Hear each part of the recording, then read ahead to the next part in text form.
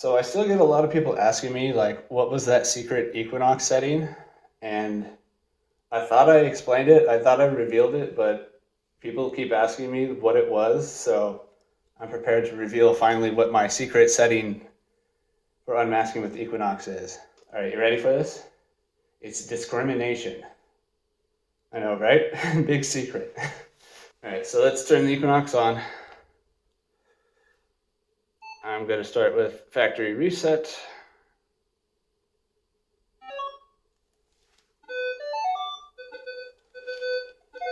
I'm going to start by lowering the sensitivity. I'll make it, I think that makes it easier for you guys to see. All right, sensitivity's at 16. Doesn't really matter, just want to quiet it up. I'm going to change to 50 tones, whoops, because that's what I like to use. All right, so you might be asking yourself, like, wait a second, where was the discrimination in here, right? The Equinox 800 doesn't have a discrimination setting, right?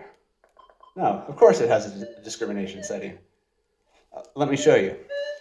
So you might have been seeing a lot of these tests lately, where there's like a single iron nail, and then they'll like put a coin below it, and then they'll show that like the Equinox 800 can't hit it, or the Nokta Legend can't hit it, but then their analog single frequency detectors can hit it, and that proves that they're superior or something.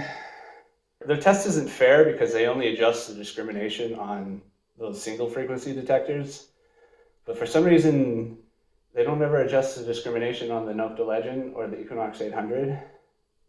It's kind of weird to me. It feels like people don't know how discrimination works. They don't seem to realize that discrimination is basically saying everything with the target ID below this point is iron and everything above it isn't iron, and you can move that point around. It's like drawing a line in the sand and saying everything on the left is iron and everything is on the right is non-ferrous. Well, you can move that line around.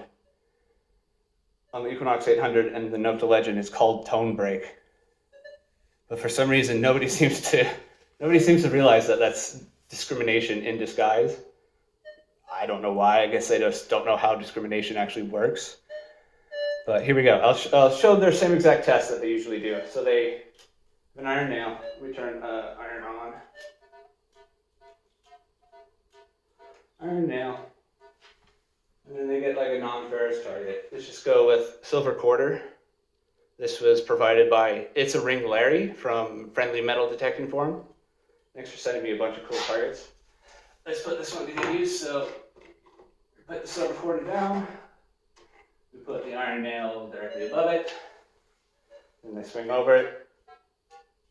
Iron, as you would expect. And then they're like, oh, okay, well then let's raise recovery speed.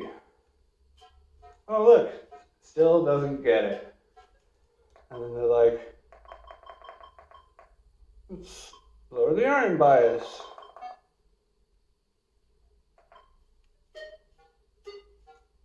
Oh, look, still doesn't get it. Well, maybe you need F2. Lower that to 0. Still doesn't get it. So then what do you do? At this point, they conclude Equinox 800 or the Nokta Legend or whatever can't unmask. And then they go over to their single frequency detector. They adjust the discrimination for the nail ahead of time. And then they do unmask it. But watch. So let me start up factory default.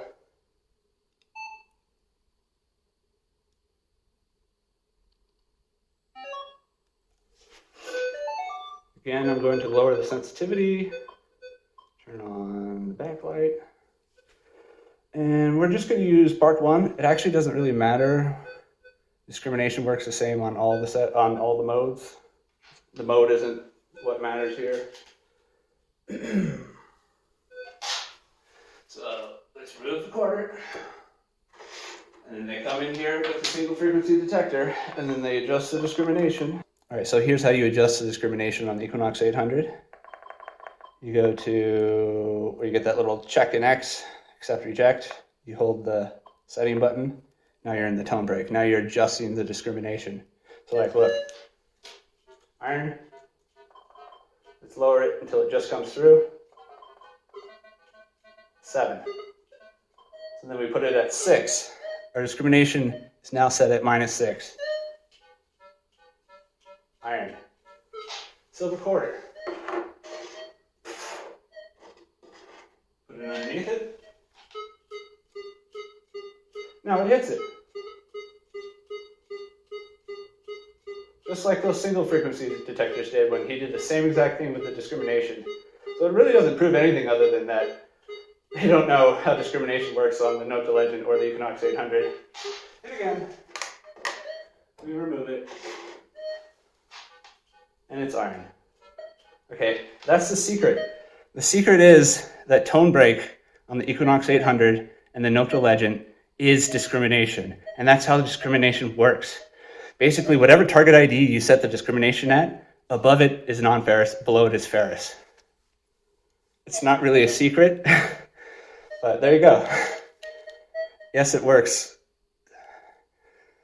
So be careful of all of these iron unmasking tests when they don't even know how to use basic functionality of these metal detectors.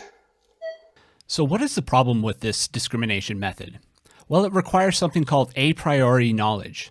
This means we have to know something about the targets in the ground ahead of time before we swing over them. Specifically, you need to know where to set the discrimination or the tone break such that it eliminates the nail but not the coin. Knowing where to set this ahead of time is problematic. Not all nails and other iron objects will have the same target IDs. So while the discrimination is appropriately set for this exact nail in this test, it may not be appropriately set for all nails you will encounter in the wild. So if you set it too low, lots of iron will sound like non-ferrous. This is what I call a false positive. Here's a visualization. As I said, discrimination or a tone break is like drawing a line in the sand. On one side you have ferrous and on the other side you have non-ferrous. So when a non-ferrous target is near a ferrous target, its target ID is dragged down because a metal detector sees targets as a linear combination of their respective impedance vectors at any given point in time. The magnetic response of the iron nail competes with the eddy current diamagnetic response of the coin.